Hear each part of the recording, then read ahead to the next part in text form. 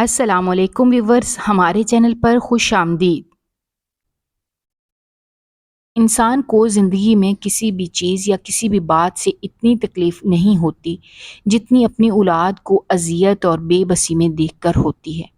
ہم کبھی اگلے انسان کی تکلیف کو سمجھ نہیں سکتے کیونکہ جس پر گزر رہی ہوتی ہے وہی جانتا ہے اس اذیت کو۔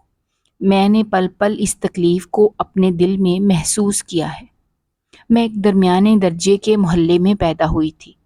زندگی بہت سی مشکلات سے گھیری ہوئی تھی۔ میرے ماں باپ کی بھی کبھی آپس میں نہیں بنی تھی۔ بہت بچپن سے ہی دونوں کو آپس میں تلخ کلامی کرتے دیکھا تھا۔ بعض دفعہ تو بات ہاتھا پائی تک بھی پہنچ جاتی تھی۔ مجھے لگتا تھا کہ میں اس دنیا میں بیکار ہوں۔ میں اکلوتی تھی مگر اس کے باوجود بھی ماں باپ کی توجہ نہ پا سکی تھی۔ میری اماں ہر دوسرے تیسرے دن لڑ جھگڑ کر سامان باندھ کر مجھے لیے اپنے میکے چلی جاتی تھیں۔ وہاں پر بھی ان کی کسی سے بھی نہیں بنتی تھی، بس لڑائی جھگڑے ہوتے تھے۔ میں جیسے جیسے بڑی ہوتی جا رہی تھی یہ بات نوٹ کر رہی تھی کہ اب ماموں اور نانی لوگ بھی اماں کے یوں روز گھر چھوڑ کر آ جانے سے تنگ آ چکے ہیں۔ اماں کی اپنی بھابھیوں سے بھی بالکل بھی نہیں بنتی تھی۔ ابا پہلے پہل تو اماں کو منا کر گھر لے آتے تھے کیونکہ ہم جوائنٹ فیملی میں تو رہتے نہیں تھے کہ پیچھے گھر پر کوئی گھر دیکھنے کے لیے موجود ہوتا۔ مگر آہستہ آہستہ جب اماں نے اپنی یہ روش نہ چھوڑی تو ابا نے بھی خود رہنا سیکھ لیا تھا۔ اب وہ اماں کو لینے نہیں آتے تھے۔ میں تھوڑی بڑی ہوئی تو اسکول میں داخلہ کروایا گیا میرا۔ اب اماں اگر جاتی بھی تھیں تو بھی میں ان کے ساتھ نہیں جاتی تھی۔ میں گھر پر ابا کے ساتھ ہی رہتی تھی کیونکہ ابا کسی بھی حال میں میری پڑھائی کا حرج نہیں ہونے دے سکتے تھے۔ میں گھر پر بھی اکیلی ہی رہتی تھی زیادہ تر۔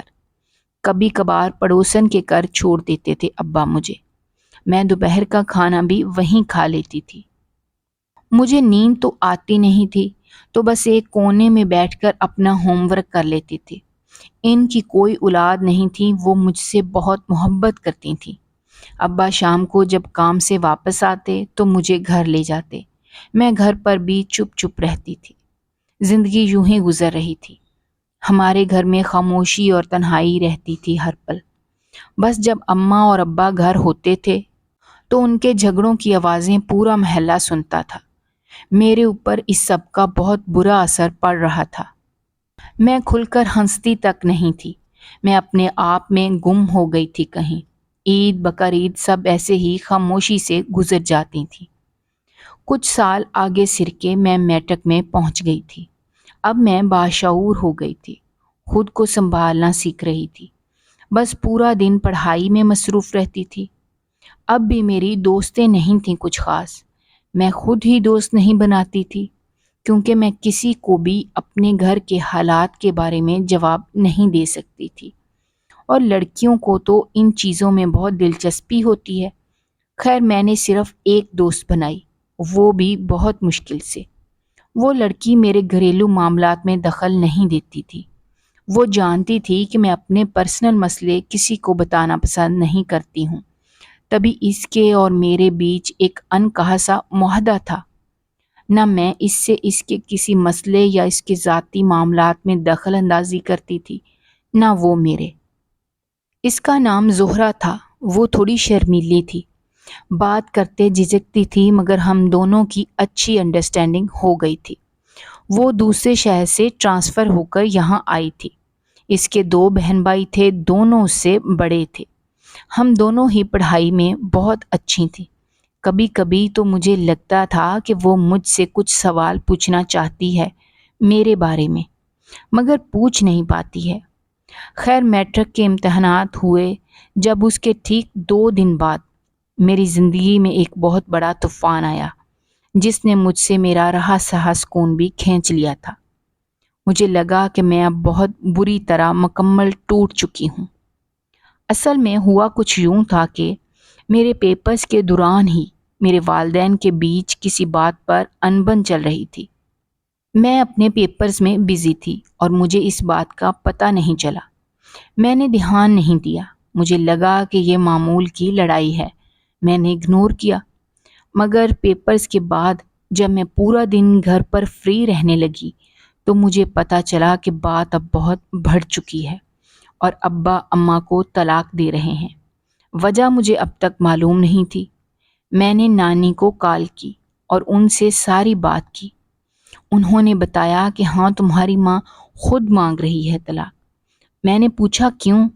تو انہوں نے کہا کہ وہ طلاق لے کر کہیں اور شادی کرنا چاہتی ہے۔ نانی کے منہ سے یہ انکشاف سن کر میری تو ایک پل کو سانس ہی رک گئی تھی۔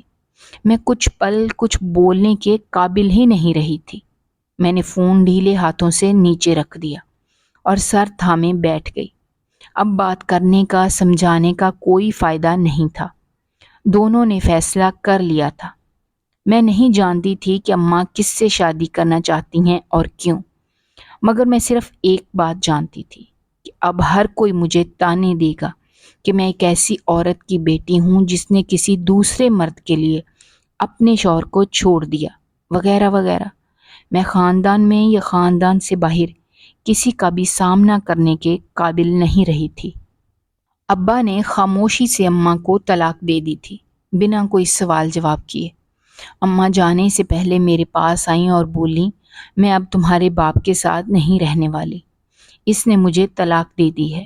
اماں کی اس بات پر میں نے جھٹکے سے سر اٹھا کر ان کی آنکھوں میں دیکھا۔ کیسے وہ صرف ابا کو الزام دے رہی تھیں، مگر وہ ڈٹائی سے بولتی رہیں، اب تم اپنا سامان پیک کرو، تم میرے ساتھ چل رہی ہو۔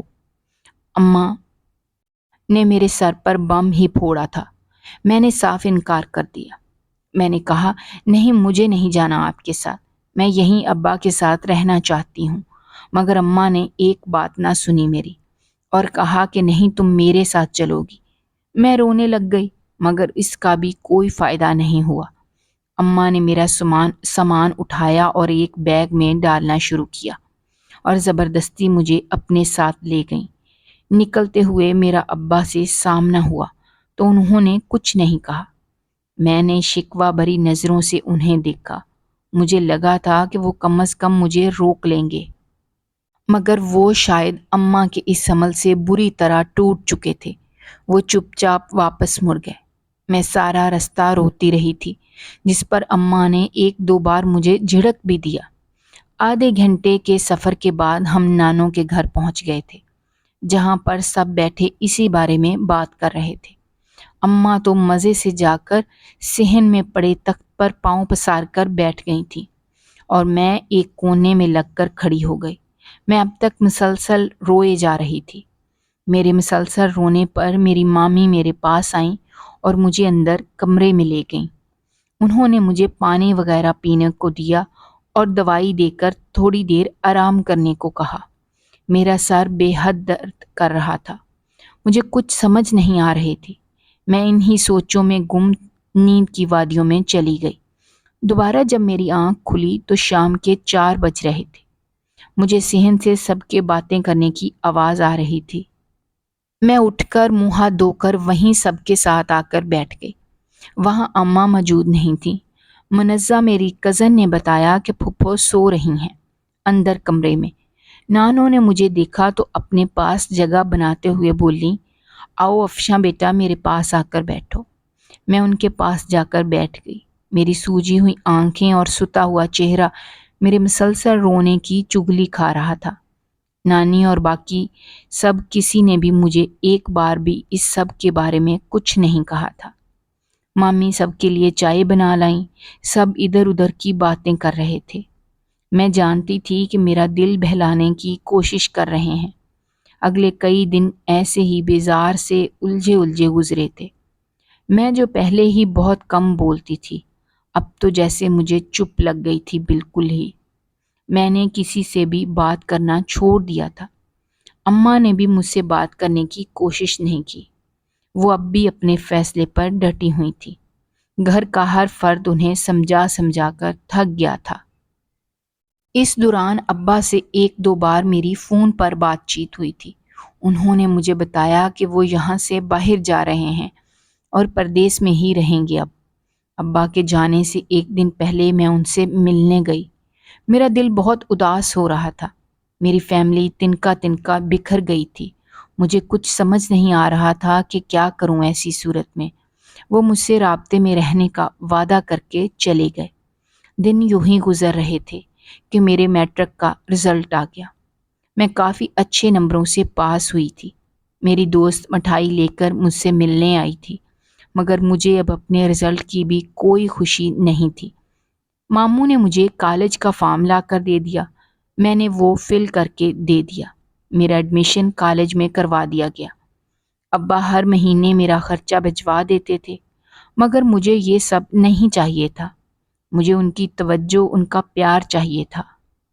سب کزنز میرا بہت خیال رکھتے تھے، زبردستی مجھے گھمانے لے جاتے تھے، مگر میرے اندر جو زندگی کی اتنی بڑی حقیقت گڑ گئی تھی وہ نکل نہیں پا رہی تھی۔ کالج کے 2 سال بھی میں نے ایسے ہی گزار دیے تھے، نہ کسی سے کوئی خاص بات چیت، نہ دوستی، بس اپنے آپ میں ہی مگن رہنے کی دھن۔ اکثر لڑکیاں میرے اس رویے اور بیزاری کو میرا نخرہ سمجھ کر مجھے مغرور کہتی تھیں، مگر مجھے ان سب کی کوئی پرواہ نہیں ہوتی تھی۔ نہ ہی کبھی میں نے ان میں سے کسی ایک کو بھی صفائی دینے کی کوشش کی تھی۔ 2 سال یوں ہی گزر گئے۔ میں آگے میڈیکل کالج میں ایڈمیشن لینا چاہتی تھی، مگر یہاں بھی اماں بیچ میں آ گئیں۔ انہوں نے مجھے کہا کہ نہیں، تم انگلش لٹریچر میں ماسٹرز کرو گی۔ میں نے ابا سے بات کی تو وہ میڈیکل میں ایڈمیشن کے لیے راضی تھے۔ سب گھر والوں نے بہت سمجھایا اماں کو، مگر انہوں نے کسی کی نہیں سنی۔ گزرے سالوں میں ویسے بھی بہت کچھ بدل چکا تھا۔ اماں نے اپنی مرضی سے اس آدمی سے شادی کر لی تھی۔ اس کا پہلے سے ایک بیٹا تھا۔ پہلی بیوی فوت ہو گئی تھی۔ نہ جانے کیا سوچ کر اس نے اماں سے شادی کی تھی۔ وہ کافی امیر آدمی تھا۔ اماں کو اس سے زیادہ اس کے پیسے میں دلچسپی تھی۔ شادی کے شروع میں اماں نے مجھے اپنے ساتھ ہی رکھا۔ نانوں نے بہت منع کیا اماں کو، مگر اماں ٹھہری ہٹ درم۔ مگر صرف کچھ ہی مہینے میں وہاں رہ سکی، کیونکہ ان کے بیٹے اور میری کبھی بن نہیں سکی تھی۔ تو ان کے شوہر نے صاف لفظوں میں اماں سے کہہ دیا کہ اگر ہماری زندگی میں سکون چاہتی ہو تو اپنی بیٹی کو واپس بھیج دو۔ اماں نے ان کی بات مان کر مجھے واپس بھیج دیا تھا۔ کبھی کبھی وہ جب آتیں تو مجھ سے مل لیتی تھیں۔ ابا جب سے گئے تھے ایک بار بھی واپس نہیں آئے تھے۔ وہ تو جیسے یہاں کا راستہ ہی بھول گئے تھے۔ بس ان سے ویڈیو کال پر بات ہو جاتی تھی کبھی کبھی۔ انہوں نے بھی وہاں کسی سے شادی کر لی تھی۔ سب اپنی اپنی زندگیوں میں خوش تھے۔ ایک میں تھی جس کی زندگی ایک مدار پر آ کر ٹھہر سی گئی تھی، گویا آگے بڑھنے کی کوئی لگن نظر نہیں آ رہی تھی۔ میری لاکھ ضد اور منتیں کرنے پر بھی اماں نے میرا ایڈمیشن اپنی مرضی سے انگلش ڈپارٹمنٹ میں کروایا۔ میں بے دلی سے ہی سہی، مگر یوں نہیں جانے لگی۔ یہاں کا ماحول اسکول کالج سے کافی الگ تھا۔ یہاں دوست بنائے بنا چارہ نہیں تھا۔ تبھی میں نے بہت ہمت کر کے ایک لڑکی سے دوستی کر لی۔ وہ کافی زندہ دل لڑکی تھی۔ اس کے ساتھ میرا وقت بہت اچھا گزر جاتا تھا۔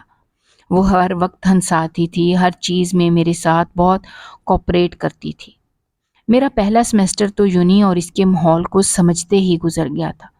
پیپر سر پر آئے تو میں نے اس کی تیاری شروع کر دی۔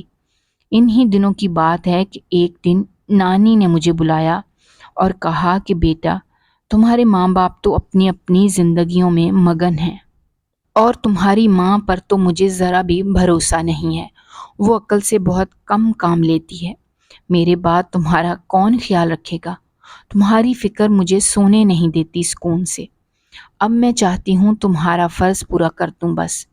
اس سے پہلے کہ یہ بات تمہاری ماں کے دماغ میں آئے، وہ کوئی الٹا فیصلہ کرے، تمہاری زندگی میں مسائل بڑھائے، میں خود تمہارے لیے رشتہ دیکھنا چاہتی ہوں۔ تم کیا کہتی ہو اس بارے میں؟ نانی کی بات سن کر میں نے کہا، نانی مجھے آپ پر پورا بھروسہ ہے اور فیصلہ کر سکتی ہیں، مگر میرے دماغ میں شادی کا تصور نہیں کوئی۔ میں اپنے ماں باپ کی طرح کی زندگی ہرگز نہیں جینا چاہتی۔ مگر نانی نے کہا، ہمیشہ ایسا نہیں ہوتا، اس میں دونوں کی ہی غلطی تھی، مگر تمہاری ماں کی زیادہ تھی۔ باقی آس پاس دیکھو، لوگ خوش بھری زندگی گزارتے ہیں، ہر ایک کے ساتھ ایک سا معاملہ نہیں ہوتا ہے۔ انہوں نے میرے رشتے دیکھنا شروع کر دیے۔ اماں کو بعد میں پتہ چلا تو خوب واویلا کیا، مگر نانی ڈٹ گئیں۔ اماں اپنے شوہر کے بیٹے سے میری شادی کرنا چاہتی تھیں، مگر نانی نے میری شادی اپنی مرضی سے طے کر دی۔ ابا بس شادی والے دن پہنچے، اماں بھی غیروں کی طرح شرکت کی، مگر شادی کے بعد میرے سارے غم دھل گئے۔ بہت اچھا ہمسفر ملا مجھے۔ دوسری طرف اماں اور اس کے شوہر کے جھگڑے ہونے لگ گئے۔ ان کا بیٹا اپنے باپ سے بدظن ہو گیا اور اماں سے بھی۔ اسے لگتا تھا کہ اماں نے اس کے باپ کو چھین لیا ہے اس سے۔ اس کا نام زریاب تھا۔ اس بات پر اس نے 2-3 بار مجھے پریشان کرنے کی کوشش بھی کی۔ اس کی ان حرکتوں سے میں سخت تنگ تھی۔ سال گزرتے گئے، میرا ایک بیٹا ہوا۔ میری ساری توجہ کا مرکز وہ بن کر رہ گیا۔ نانی ہمیں چھوڑ کر چلی گئیں۔ میرا بیٹا ابھی میٹرک میں ہی پہنچا تھا کہ میرے شوہر کی موت ہو گئی، ٹی بی سے۔